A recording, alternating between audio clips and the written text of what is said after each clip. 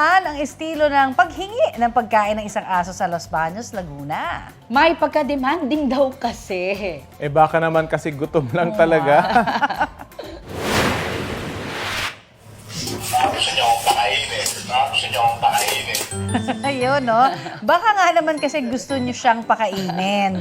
Baka lang naman daw. Meet Mojo, ang 5-year-old Pomeranian na ayaw magpagutom. Sa tulong ng voice button na may recorded messages, tinuruan siyang pindutin yan kung dudumi o kakain.